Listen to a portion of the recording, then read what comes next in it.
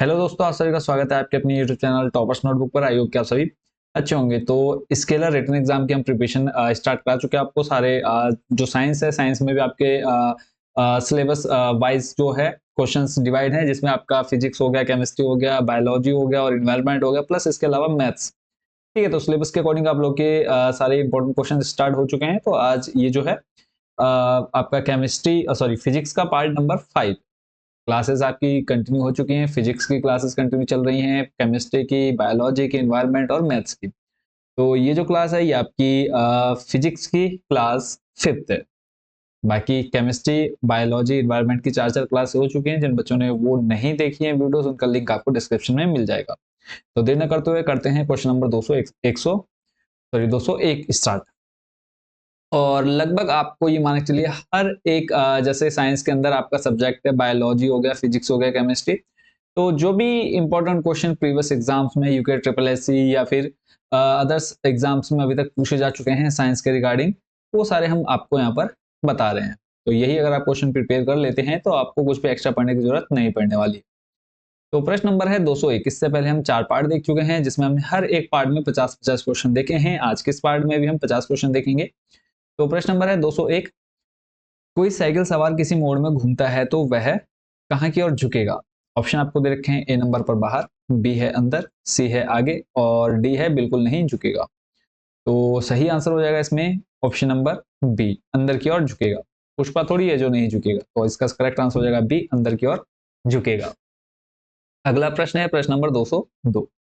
जब हम रबड़ के गद्दे वाली सीट पर बैठते हैं, एक गद्दे पर लेटते हैं, तो उसका आकार परिवर्तित हो जाता है। ऐसे पदार्थ में कौन सी ऊर्जा पाई जाती है? ऐसे पदार्थ में कौन सी ऊर्जा पाई जाती है? गतिज ऊर्जा, विखंडन, संचित या फिर स्थितिज ऊर्जा। तो सही आंसर हो जाएगा इसमें ऑप्शन नंबर डी, स्थितिज ऊर्जा। अगला प्रश्न है निम्नलिखित में से कौन सा नियम इस कथन को वैध ठहराता है कि द्रव्य का ना तो सृजन किया जा सकता है और ना ही विनाश। यानी जो द्रव है, यहाँ पे देखो द्रव एक आपका होता है द्रव और एक होता है आपका द्रव्य। ठीक है, द्रव्य यानी कोई पदार्थ, यानी किसी पदार्थ को हम ना तो नष्ट कर सकते हैं और ना ही उसको खत्म कर सकते हैं। तो ये किस नियम पर आधारित है? ऑप्शन आपके सामने है। ऊर्जा संरक्षण, परासरण का नियम, द्रव्यमान संरक्षण या फिर इनमें से कोई नहीं। तो सही आंसर हो जाएगा इसमें ऑप्शन नंबर ए, ऊर्जा संरक्षण। अगला प्रश्न है कोई भी नाव डूब जाएगी यदि वह पानी हटाती है। ऑप्शन आपको दे रखा है। यदि वह पानी हटाती है अपने आयतन के बराबर, पृष्ठभाग के बराबर, घनत्व के बराबर या फिर भार के बराबर। तो सही आंसर हो जाएगा इसमें ऑप्शन नंबर ए, आयतन के बराबर। अगला प्रश्न है द्रव में आंशिक या पूर्णतः डूबे हुए किसी ठोस द्वारा प्राप्त उछाल की मात्रा निर्भर करती है। ठोस द्वारा हटाए गए द्रव की मात्रा पर, ठोस के भार पर, ठोस के द्रव्यमान पर या फिर इनमें से कोई नहीं। तो सही आंसर हो जाएगा इसमें ऑप्शन नंबर ए, ठोस द्वारा हटाए गए द्रव्य की मात्रा पर। अगला प्रश्न है लैंप की बत्ती में तेल चढ़ता है क्योंकि? अगर आपने देखा होगा लैंप जलाते हैं तो उसमें ऊपर की ओर तेल आता है, उसका कारण क्या होता है? ऑप्शन आपके सामने है। तेल बहुत हल्का होता है, कैपिलरी क्रिया के कारण, सतह तनाव घटने के कारण या फिर तेल वाष्पशील है।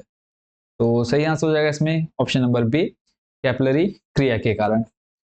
अगला प्रश्न है सुई का पानी के ऊपर तैरने का कारण क्या है?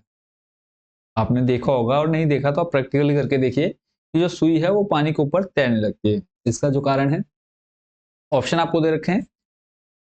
ए नंबर पर है पृष्ठ तनाव, बी पर है आसंजन, सी पर है संसर्जन और डी है केशिकत्व। तो सही आंसर हो जाएगा इसमें ऑप्शन नंबर ए, पृष्ठ तनाव।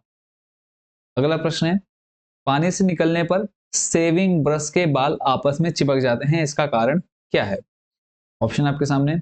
घर्षण, बी है पृष्ठ तनाव, सी है प्रत्यास्थता और डी है श्यानता। सही आंसर हो जाएगा इसमें ऑप्शन नंबर बी, पृष्ठ तनाव। अगला प्रश्न है द्रव की बूंद की आकृति गोलाकार होने का कारण क्या है? मोस्ट इंपोर्टेंट क्वेश्चन है। ऑप्शन आपके सामने है श्यानता, अल्प भार, पृष्ठ तनाव या फिर वायुमंडलीय दाब। तो सही आंसर हो जाएगा इसका ऑप्शन नंबर सी, पृष्ठीय तनाव। अगला प्रश्न है यदि लोलक की लंबाई 4 गुनी कर दी जाए, जो लोलक है वो उसको अगर हम 4 गुना लंबा कर दें तो लोलक के झूलने का जो समय है वो क्या होगा? घटेगा, 4 गुना हो जाएगा 1/4 हो जाएगा या फिर दुगना हो जाएगा। तो सही आंसर हो जाएगा इसमें ऑप्शन नंबर डी, दुगना हो जाएगा। अगला प्रश्न आपके सामने है, वॉशिंग मशीन का कार्य सिद्धांत है, कैसा कार्य सिद्धांत है? ऑप्शन आपके सामने है, उपकेंद्रण, विसरण, अपकेंद्रण या फिर अपोहन। तो सही आंसर हो जाएगा इसमें ऑप्शन नंबर सी, अपकेंद्रण। अगला प्रश्न है, एक लिफ्ट में किसी व्यक्ति का प्रत्यक्ष भार वास्तविक भार से कम होता है जब लिफ्ट जा रही होती है। त्वरण के साथ ऊपर, समान गति से नीचे, समान गति के साथ ऊपर या फिर त्वरण के साथ नीचे। प्रश्न आपसे पूछा है कि एक लिफ्ट में किसी व्यक्ति का जो भार है वो वास्तविक भार से कम कब होगा, जब लिफ्ट ऊपर जाती है या नीचे आती है। तो इसका जो सही आंसर हो जाएगा ऑप्शन नंबर डी, त्वरण के साथ जब नीचे आती है। अगला प्रश्न है, पानी में लोहे की सुई डूब जाती है, लेकिन यहां पर हम सुई की जगह कील कर लेंगे। पानी में लोहे की कील डूब जाती है लेकिन जहाज तैरता रहता है, यह किस सिद्धांत पर आधारित है? ऑप्शन आपके सामने, पास्कल का सिद्धांत, आर्किमिडीज का सिद्धांत, गुरुत्वाकर्षण, और डी है इनमें से कोई नहीं। तो सही आंसर हो जाएगा ऑप्शन नंबर बी, आर्किमिडीज का सिद्धांत। अगला प्रश्न है, पानी के एक गिलास में एक बर्फ का टुकड़ा तैर रहा है, जब बर्फ पिघलती है तब पानी के स्तर पर क्या प्रभाव होगा? बढ़ेगा, फिर कम होगा, पहले बढ़ेगा, फिर कम होगा, उतना ही रहेगा या इनमें से कोई नहीं? तो सही आंसर हो जाएगा इसमें ऑप्शन नंबर सी, उतना ही रहेगा। मान लो कि बर्फ का टुकड़ा हमने डाल दिया पानी के गिलास में, तो उसका आयतन उतना ही रहेगा। अगला प्रश्न है, भारहीनता की अवस्था में एक मोमबत्ती की ज्वाला का आकार हो जाएगा, अधिक लंबा, वही रहेगा, गोलाकार या फिर अधिक छोटा? तो सही आंसर हो जाएगा वही रहेगा। अगला प्रश्न है 216 नंबर, निम्नलिखित में से किसकी इकाई न्यूटन मीटर नहीं है? ऑप्शन आपके सामने है, बल, ऊर्जा, कार्य या फिर डी नंबर है गतिज ऊर्जा। तो सही आंसर हो जाएगा इसमें ऑप्शन नंबर ए, बल। बल का मात्रक क्या होता है? कमेंट बॉक्स में आप लोग बताएंगे। अगला प्रश्न आपके सामने है, वस्तु को गर्म करने पर उसके अणु की जो चाल है वो क्या होगी? चाल बढ़ जाएगी या फिर भार घट जाएगा, भार बढ़ जाएगा या फिर अणुओं की ऊर्जा कम हो जाएगी? जब हम किसी वस्तु को गर्म करते हैं जो उसके अणु क्या होंगे, उनकी चाल बढ़ेगी, भार घटेगा, भार बढ़ेगा या फिर ऊर्जा कम हो जाएगी? सही आंसर हो जाएगा इसमें ऑप्शन नंबर ए, अणुओं की चाल बढ़ जाएगी। अगला प्रश्न है, इनमें से कौन ऊष्मा का मात्रक नहीं है? ऑप्शन आपके सामने है, कैलोरी, डिग्री सेल्सियस, जूल या फिर किलो कैलोरी। सही आंसर हो जाएगा इसमें option number B, degree Celsius, क्योंकि डिग्री सेल्सियस किसका है? तापमान, टेम्परेचर। अगला प्रश्न है, इनमें से जब जल ऊंचाई से गिरता है तो उसका ताप क्या होगा? घट जाता है, बढ़ जाता है, ना घटता है ना बढ़ता है, और इनमें से कोई नहीं? सही आंसर हो जाएगा ऑप्शन नंबर बी, बढ़ जाता है। तापमान क्या होगा? बढ़ेगा। जल जब ऊंचाई से गिरता है तो उसका ताप क्या होगा? बढ़ जाएगा। अगला प्रश्न है, चावल को पकाने में कहाँ अधिक समय लगेगा? समुद्र तट पर, शिमला में, माउंट एवरेस्ट पर या फिर समुद्र की गहराई पर? तो सही आंसर हो जाएगा इसमें option number C, Mount Everest पर। कारण इसका क्या है? जैसे जैसे ऊंचाई बढ़ती है वैसे वैसे क्या बढ़ता है? कमेंट बॉक्स में आप लोग आंसर देंगे। अगला प्रश्न है, वह ताप जिस पर बर्फ, पानी और वाष्प संतुलन में रहता है, इसको क्या कहा जाता है? हिमांक, त्रिक बिंदु, क्रांतिक ताप या फिर क्वथनांक? तो सही आंसर हो जाएगा इसमें ऑप्शन नंबर बी, त्रिक बिंदु। अगला प्रश्न है, किसी द्रव का वाष्पीकरण होने से उसका तापमान, ऑप्शन ए है बढ़ेगा, बी है अपरिवर्तित रहेगा, सी तेजी से बढ़ेगा और डी घटेगा? तो सही आंसर हो जाएगा इसमें डी नंबर, घटेगा। अगला प्रश्न है, निम्न तापीय इंजनों का अनुप्रयोग होता है पनडुब्बी नोदन में, अतिचालकता विषयक अनुसंधानों में, रॉकेट प्रौद्योगिकी में, तुषार मुक्त प्रतिशीतित्रों में? तो सही आंसर हो जाएगा इसमें ऑप्शन नंबर सी, रॉकेट प्रौद्योगिकी में। जो निम्न तापीय इंजन होते हैं उनका प्रयोग होता है रॉकेट प्रौद्योगिकी में। अगला प्रश्न है, वायुमंडल में प्रकाश के विसरण का कारण है? ऑप्शन है, कार्बन डाइऑक्साइड, जलवाष्प, हीलियम या फिर धूलकण? सही आंसर हो जाएगा इसमें ऑप्शन नंबर डी, धूलकण। अगला प्रश्न है, आकाश का रंग नीला प्रतीत होता है किसके कारण? विवर्तन, प्रकीर्णन, परावर्तन या फिर अपवर्तन? सही आंसर हो जाएगा इसका ऑप्शन नंबर बी, प्रकीर्णन के कारण। अगला प्रश्न है, इंद्रधनुष कितने रंग दिखाता है? ऑप्शन आपके सामने है, ए नंबर पर 7, बी 10, सी 12 और डी 5। सही आंसर हो जाएगा इसमें ऑप्शन नंबर ए 7। अगला प्रश्न है, मृग तृष्णा बनने का कारण क्या है? ऑप्शन आपके सामने, पूर्ण आंतरिक परावर्तन, अपवर्तन, परावर्तन या फिर विसरण। सही आंसर हो जाएगा इसमें ऑप्शन नंबर ए पूर्ण आंतरिक परावर्तन। अगला प्रश्न है, पूर्ण आंतरिक परावर्तन होता है जब प्रकाश जाता है जल से कांच में, वायु से जल में, हीरे से कांच में या फिर वायु से कांच में। तो सही आंसर हो जाएगा ऑप्शन नंबर सी, हीरे से कांच में। अगला प्रश्न है, किस गुणधर्म के कारण पानी से भरे बर्तन में डुबाई गई छड़ी मुड़ी हुई प्रतीत होती है? नॉर्मली आपने देखा होगा कि जब भी हम किसी डंडे को या फिर लोहे की एक रॉड को पानी के अंदर डालते हैं तो वो मुड़ी हुई प्रतीत होती है। तो इसका कारण क्या है? प्रकीर्णन, उत्प्लावन, अपवर्तन या फिर परावर्तन। सही आंसर हो जाएगा इसमें ऑप्शन नंबर सी, अपवर्तन। अगला प्रश्न है, सूर्य ग्रहण कब होता है? ऑप्शन आपके सामने है, प्रतिपदा, चतुर्थांश चंद्रमा के दिन, पूर्णिमा का या फिर किसी भी दिन। तो सही आंसर हो जाएगा इसमें ऑप्शन नंबर ए, प्रतिपदा। अगला प्रश्न है, प्रकाश का वेग सर्वप्रथम किसने ज्ञात किया? ऑप्शन आपके सामने है, ए पर है गैलीलियो, बी है माइकलसन, सी है रोमर और डी है न्यूटन। तो सही आंसर हो जाएगा इसमें ऑप्शन नंबर सी, रोमर। अगला प्रश्न है, प्रकाश में धूमन की घटना से यह सिद्ध होता है कि प्रकाश तरंगे हैं। ऑप्शन आपके सामने है, तरंग के समान है, तरंग एवं कण के समान नहीं है, तरंग एवं कण दोनों के समान है या फिर कण के समान है। सही आंसर हो जाएगा ऑप्शन नंबर सी, तरंग एवं कण दोनों के समान होती हैं। कौन? प्रकाश तरंगे। अगला है, प्रकाश का वेग अधिकतम होता है। ऑप्शन आपके सामने है, हीरे में, कांच में, पानी में या फिर निर्वात में। तो सही आंसर हो जाएगा इसमें ऑप्शन नंबर डी, निर्वात में। अगला प्रश्न है, माध्यम के तापमान में वृद्धि के साथ प्रकाश की गति बढ़ती है, गिर जाती है, वैसी ही रहती है या फिर घटती है? तो सही आंसर हो जाएगा ऑप्शन नंबर सी, वैसी ही रहती है। अगला प्रश्न है, सूर्य ग्रहण के समय सूर्य का कौन सा भाग दिखाई देता है? ऑप्शन आपके सामने है, वर्णमंडल, किरीट, प्रभाव मंडल या फिर कोई भाग नहीं।